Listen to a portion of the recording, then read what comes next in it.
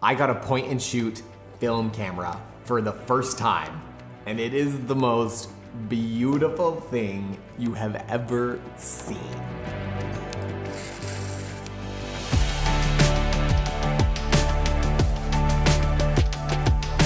So I want to show you a little bit about this camera and then show you photos from the first roll that I shot with this thing. For the last few years, I've been shooting film on a medium format Contax 645 and my Nikon F100.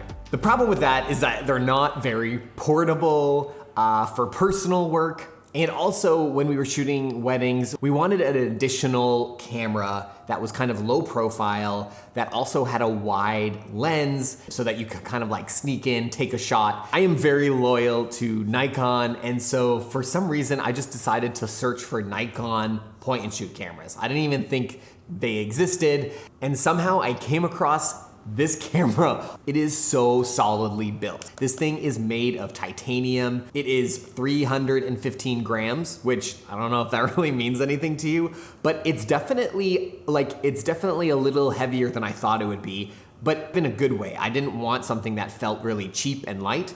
The lens is a fixed 28 millimeter 2.8 lens. I was kind of anticipating kind of a blurry, not blurry, but just not very sharp lens. And you'll see in the photos that I show you later that the thing is sharp. At the farthest corners, the thing is sharp. There's 3 shooting modes. There is program, which is kind of just an automatic point and shoot mode. But the nice thing is that when you actually, halfway press and meter when you're about to shoot the photo, you can actually swivel this dial, and this will allow you to change the aperture while keeping the correct exposure with the shutter speed. So really nice option to give you a little bit of like manual control over a point and shoot camera. It also has aperture priority mode, and then the last one it's called T on here, but it's a bulb mode. So it enables you to do long exposures for up to like 10 minutes, I think. And I saved the absolute best for last. The thing that sold me on this camera is this analog display at the top. It's so awesome. This is all manual aperture, so it goes from 2.8 to 22. Exposure compensation here at the bottom. On the left, you can do manual focusing, and this tells you the focus distance that you're choosing. When you're doing a long exposure photo, this actually has like a little timer, and it shows you up to 50 seconds. It also has a little icon that it switches over to when you are doing self-timer. A couple other like little small things. It has like this panorama option that I haven't used yet. Also has a red eye reduction setting. And then in terms of flash, it has 3 options for flash, just like flash on all the time, automatic, and then turns the flash off. And it's just a really nice manual button that's easy to access. So the first roll that I shot with this camera was actually a few months ago. In the fall, Allie and I went on our 3rd anniversary trip to a place outside of Toronto called Niagara-on-the-Lake.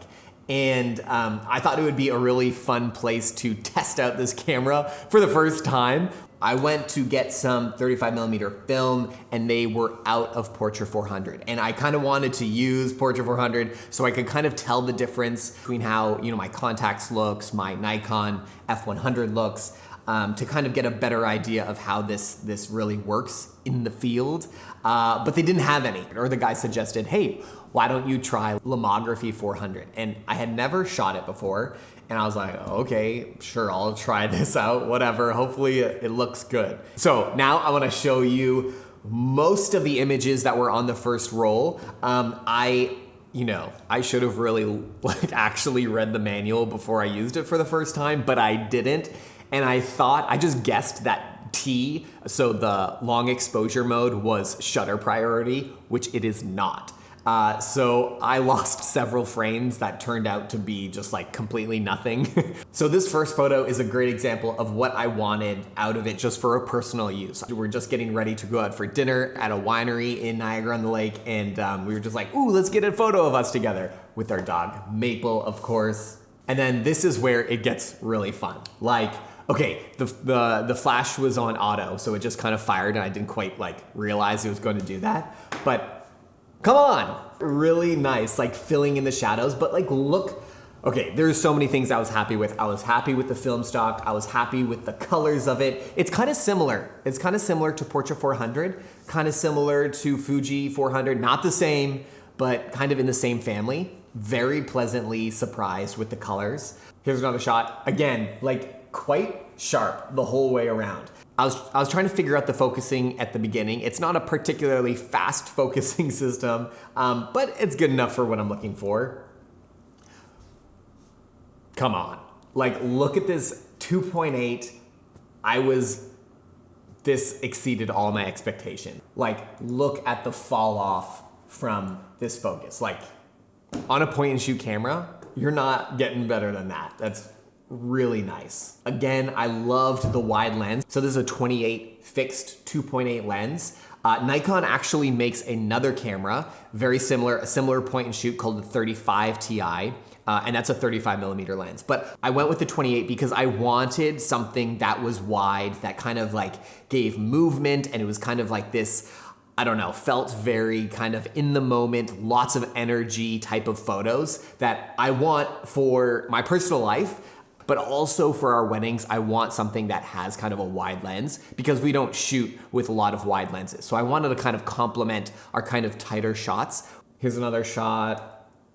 And like these type of things, these type of things is like exactly what I wanted out of this camera. Like nice and wide, showing the scene, but also like has this movement, I don't know. And it's just like a quick little, like you pull up the camera, you shoot it in the moment. And like, okay, obviously this is my wife and I get very excited about photos like this, but like, this is everything. It's so pretty. Like the 2.8 lens, the fall off, okay, she's a little bit out of focus, but even this film stock, I love it definitely has like a meatier grain than Portra 400, but man, Lomography 400. Another thing for our personal photos is that I wanted a good camera to be able to do a selfie with. So these were 2 selfie tests that we did, and I think it turned out really well. It's not like so close that it's unusable, but it's also not too wide of a lens where your face gets really distorted. So I was really happy with these selfies. I liked this vertical selfie a little bit more. It's a little easier to hold the camera this way. But like, come on, like this lens is so nice.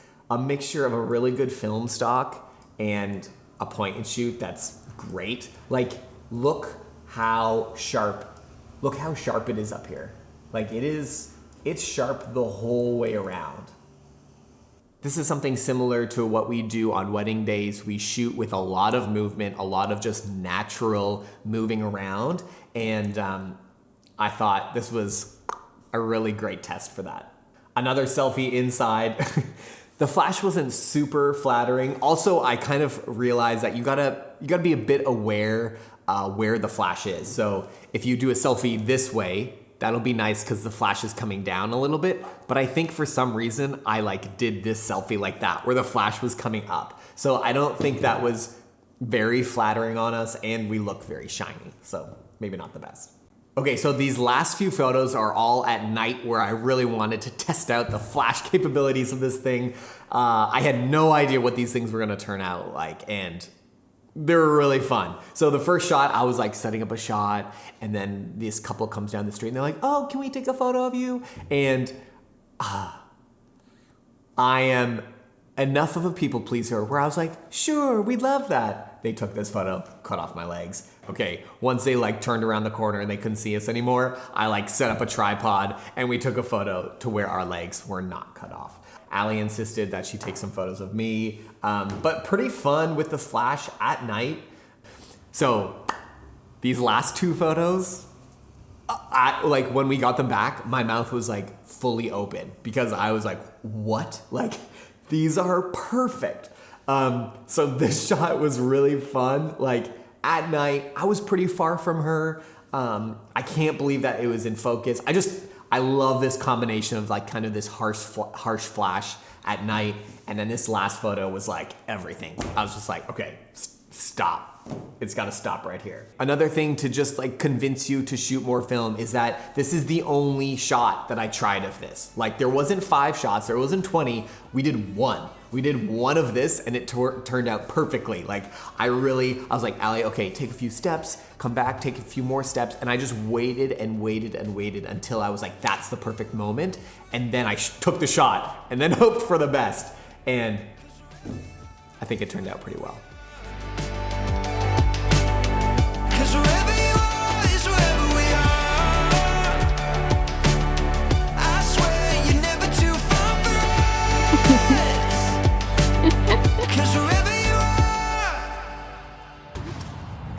Wherever